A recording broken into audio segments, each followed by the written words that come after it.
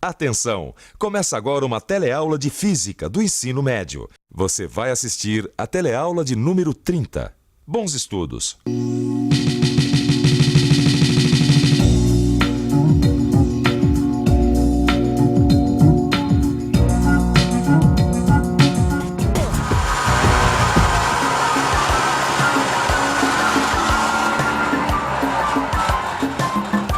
Ô, Vicente, eu não tô aguentando mais, viu, rapaz? É barulho de serra, é batistaca, é martelada. Eu tô ficando louco aqui nessa obra, rapaz. Não é comigo, não. Não adianta reclamar, porque a obra é assim mesmo, tem muito barulho. É. Você que precisa fazer duas coisas para conviver com esse excesso de ruído. A primeira é aprender a usar esse protetor aqui, ó. É, te esqueci É, disso faz aqui, favor. ó. A segunda é prestar atenção na nossa teleaula de hoje, que nós vamos aprender muitas coisas sobre os sons. Vamos lá? Ah, então vamos lá. Hoje você vai aprender o que é o som, vai descobrir como o som se propaga, vai conhecer algumas de suas características, como intensidade e frequência, e entender por que alguns sons incomodam tanto, enquanto outros sons são muito agradáveis. Se prepara, Gil, que hoje a nossa teleaula tá do barulho. Vamos lá? Vamos lá, então. Vamos trabalhar.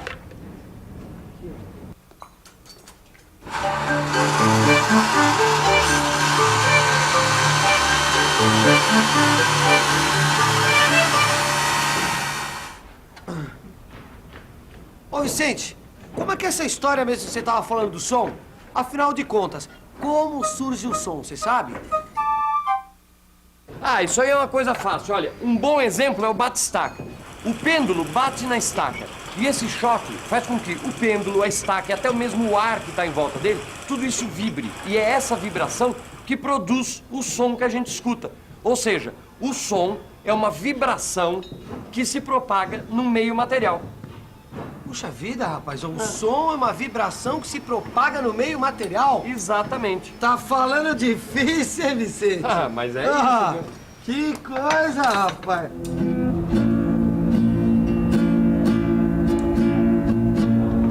Ué, Maristela, tocando violão no serviço. É que eu ganhei esse violão de presente, daí eu resolvi trazer pra praticar nos intervalos. né? E eu pensei que o seu negócio era só física, né? Mas fique a senhora sabendo que o som tem tudo a ver com física. Por acaso você sabe como o som chega aos nossos ouvidos? Bom, para entender isso, a primeira coisa a lembrar é que os materiais vibram e aí produzem um som. E essas vibrações nos atingem graças à propagação do som.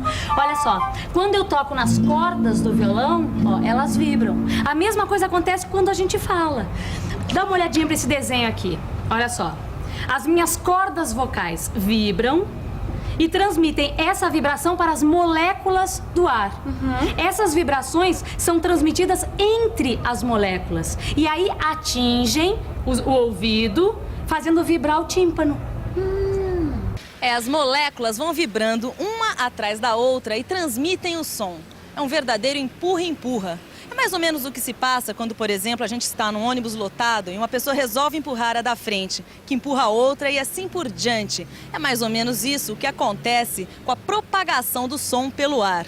Uma molécula empurra a outra, ou melhor, uma molécula pressiona a outra. Mas para a gente entender isso melhor, vamos ver o que acontece com o ar em volta da régua quando ela vibra.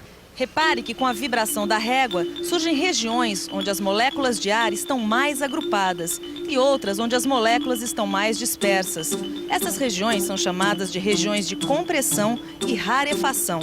Uma vez que as vibrações da régua se repetem, o processo de compressão e rarefação do ar também se repete, propagando-se de um ponto a outro, como uma onda.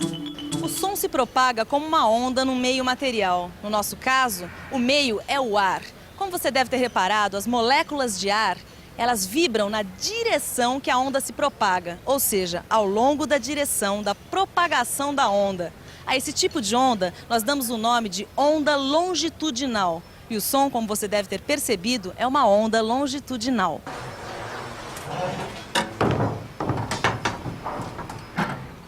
Ô, Vicente, sabe o que eu tava pensando?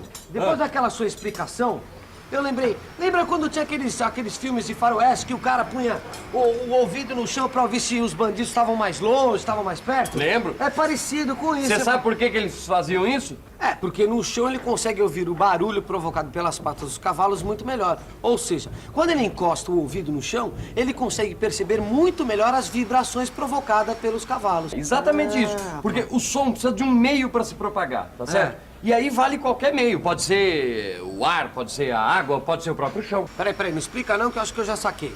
A vibração se propaga pelas moléculas do meio, não é isso? Então quer dizer, quanto mais moléculas o meio estiver e quanto mais próximas, mais facilmente o som se propaga.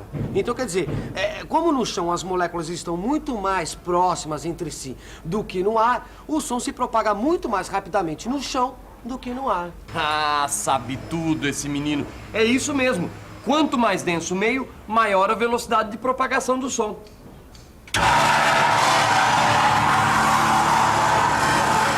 A velocidade da propagação do som varia de acordo com a densidade do meio. No ar, a uma temperatura de 20 graus Celsius, o som caminha a 340 metros por segundo. Na água, a velocidade passa para 1.450 metros por segundo. No ferro, 5.500. E no granito, a velocidade de propagação do som é de 6.000 metros por segundo, quase 18 vezes mais rápido que no ar. Maristela, eu li nesse livro que no ar, a temperatura de 20 graus Celsius, o som se propaga a uma velocidade de 340 metros por segundo.